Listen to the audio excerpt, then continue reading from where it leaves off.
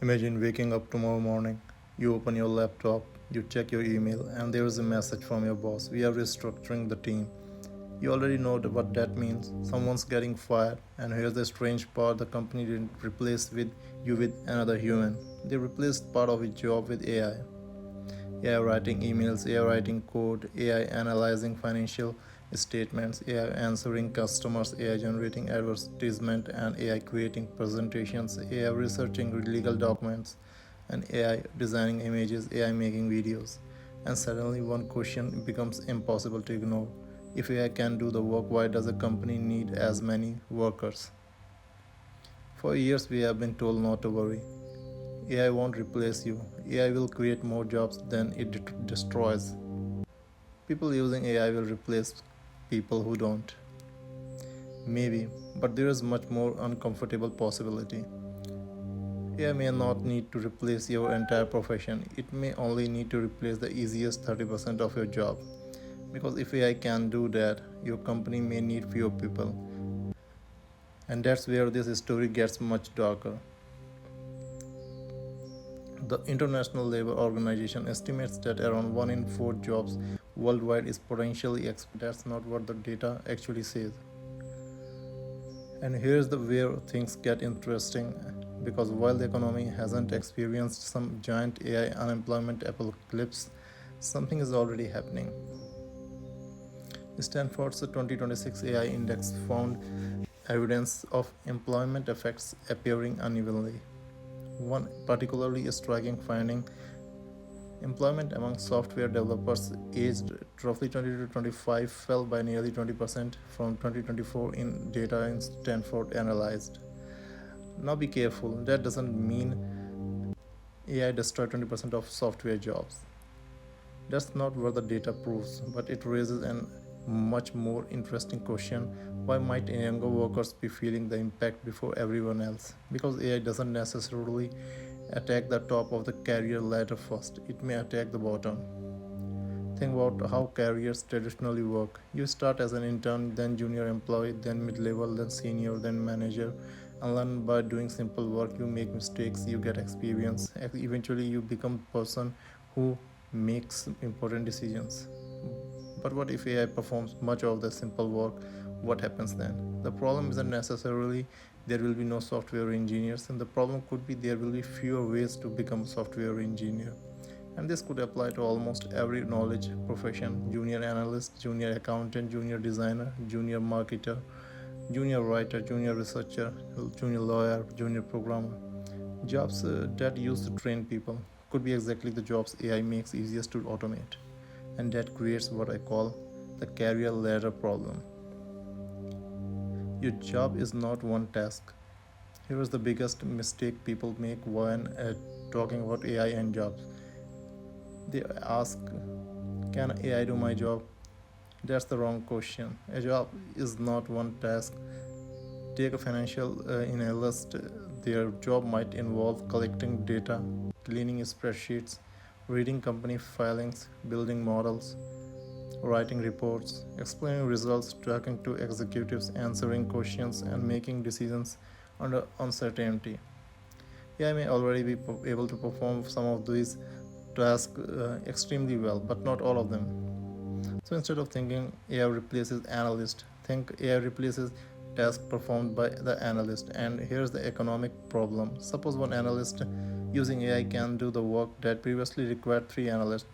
The company has a choice. It can hire more analysts and produce more, keep the same number and produce more, reduce prices, or hire fewer analysts. Technology doesn't make that decision, the company does. And that's why AI's impact isn't just a technology story, it's an economics story. The AI powered worker. Let's imagine two employees. Employee A uses AI and employee B doesn't. Employee A can research 10 companies in the time it wants to research 3. They can summarize thousands of pages. They can generate first drafts, they can analyze data, they can automate repetitive tasks, they can create presentations, they can write code. Employee B does everything manually. Who is more productive? Probably employee A. Now imagine you are the CEO who don't necessarily think I need to fire employees. B because A is evil. You think, why am I paying 10 people to produce what 3 AI enabled employees can produce? And where's the real competitive pressure? Not necessarily human versus AI, but human plus AI versus human without AI. Now, the productivity trap. Here is where the story becomes fascinating. If AI makes workers more productive, shouldn't that create more jobs? Sometimes imagine building an app cost $1 million. Only giant companies can afford it. Now AI makes software development dramatically cheaper. Suddenly small businesses can afford custom software. More companies build apps, more products appear, more demand emerges. And suddenly the same technology that reduced the labor required to build one piece of software has increased the total amount of software being built. This is the one reason predicting mass employment is so difficult.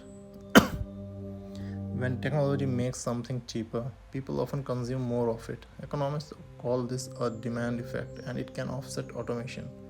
That's why administrative work, customer support, basic translation, routine writing, bookkeeping, data processing, basic coding, research assistance, marketing, production, and these jobs share something important. They are often digital, structured, repetitive, measurable, and performed on computers.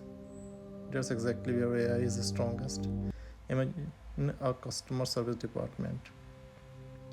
Before AI handled workers, after AI handles routine questions. Human handle difficult cases.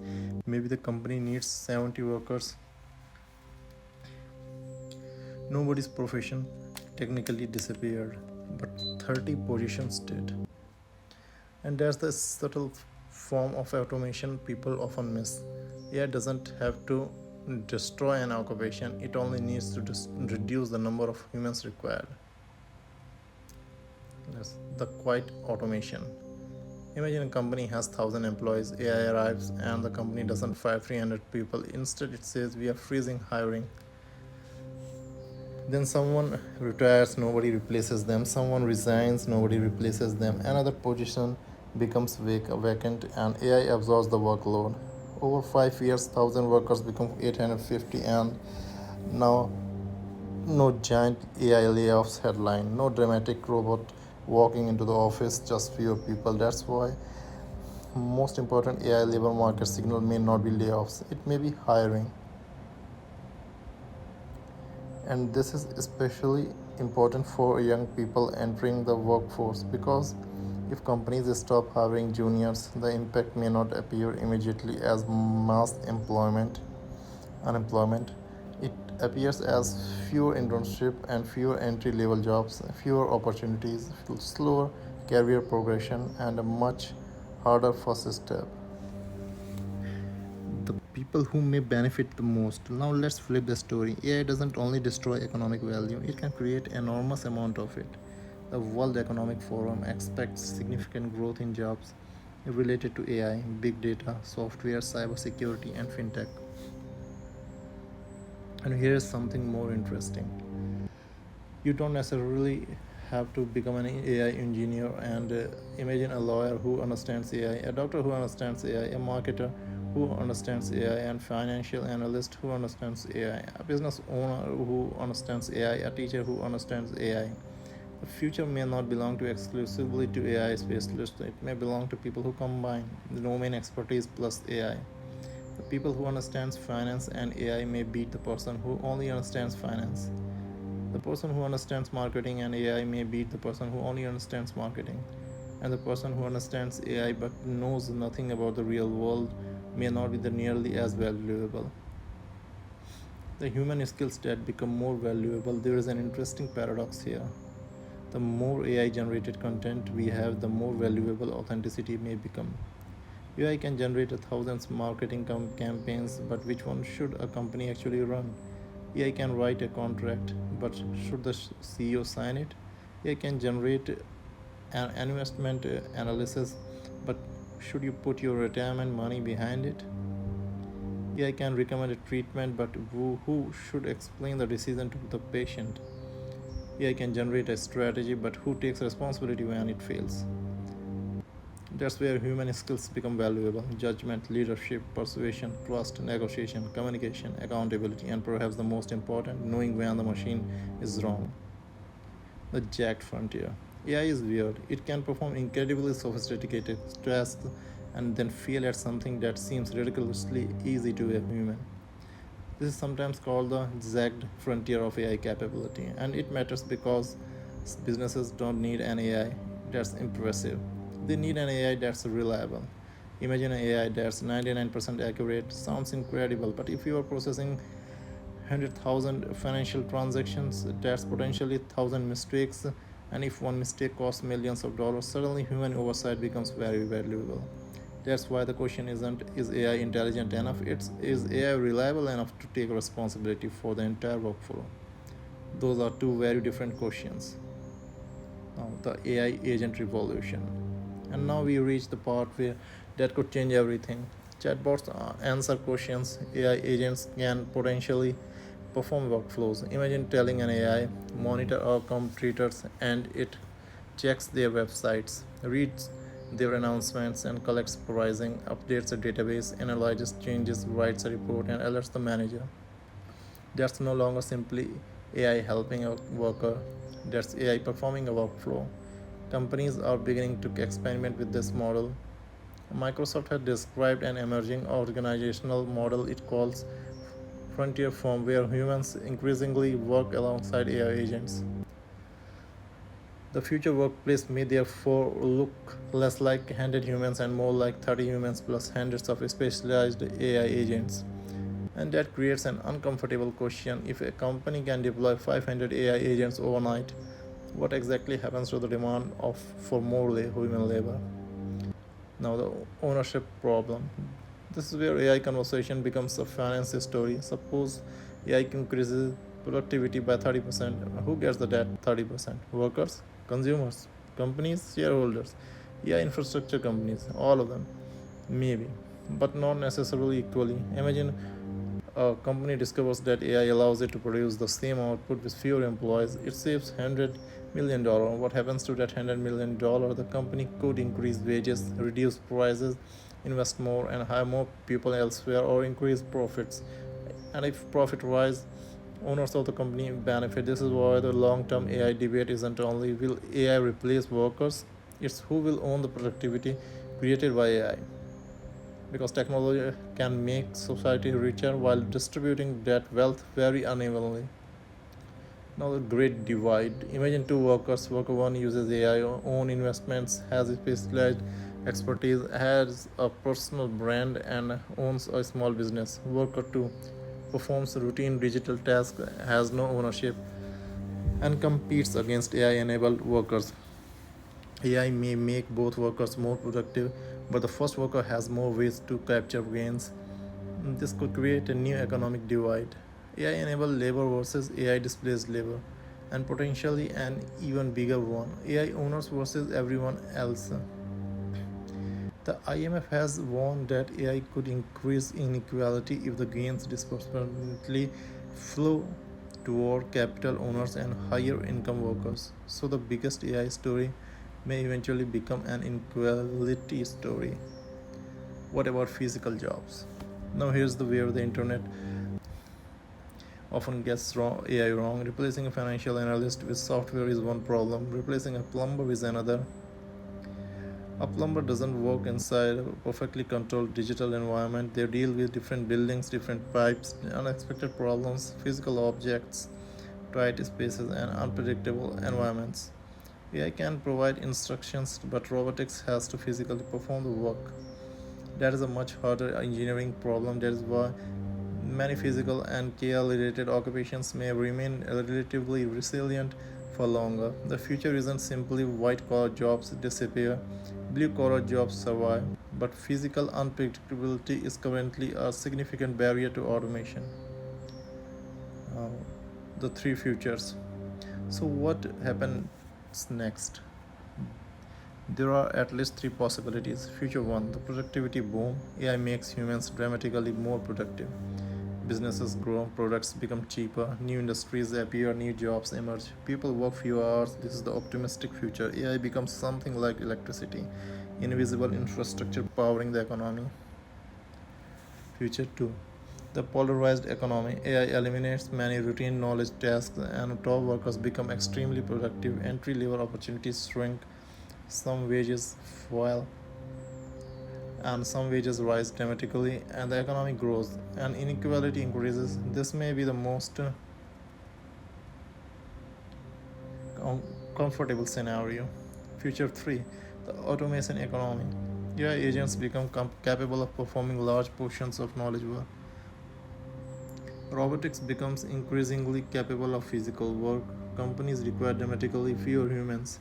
At that point, the question changes. We stop asking which jobs should I learn and start asking what happens when unemployment is no longer the primary way people receive income. That raises enormous questions about taxation, welfare, universal basic income, ownership, education, working hours, and the distribution of wealth.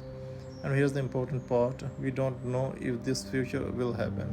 Anyone who tells you they know exactly what the labor market will look like in 2035 is selling certainty, and that doesn't exist. Now, so will AI replace your job? Here is my answer: probably not tomorrow, probably not your entire profession, but parts of your job, absolutely. And for some workers, that's already happening. And more interesting question is what happens after that. If if AI removes 20% of your workload, does your company give you more interesting work? Or does it realize that it only needs 80% as many people? If AI makes you twice as productive, do you earn twice as much? Or does your employer simply expect twice as much from you? If AI makes everyone capable of doing routine work, what happens to the value of experience? And if companies need fewer junior workers, how do future senior workers get trained? Those questions are much harder than will robots take our jobs? The new rule of work.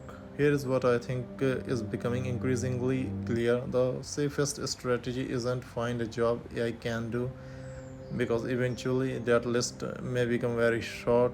Instead, become someone who knows how to use AI to create value that other people can't easily create. Develop expertise, learn AI, learn to communicate, learn judgment, learn business, learn how to build, and if possible own something: a business, an audience, intellectual property, software, investment, and a brand. Because there is a fundamental difference between earning money from your labor and owning something that produces economic value, and AI couldn't make that difference even more important. Final, the question we should really be asking: for 200 years, we have lived under relatively simple economic assumptions. You work, you get paid, you consume, you save, you retire. But what happens if technology makes human labor dramatically less necessary? And that's not just an AI question. That's a question about the structure of capitalism itself. And maybe that's why people are so afraid of AI. Not because we are afraid of machines, but because we are afraid of becoming economically unnecessary. So, will AI replace your job? Maybe. Will it replace every job? And there is no evidence that it will. But one thing is almost certain: your job in 10 years probably won't look exactly like your job today. And the winners won't necessarily be the people who compete against AI. They'll be the people who figure out how to work with it, while everyone else is still asking whether they should be afraid of it. And there is one final question: if one human with AI can do the work of 5 humans, what happens to the other 4?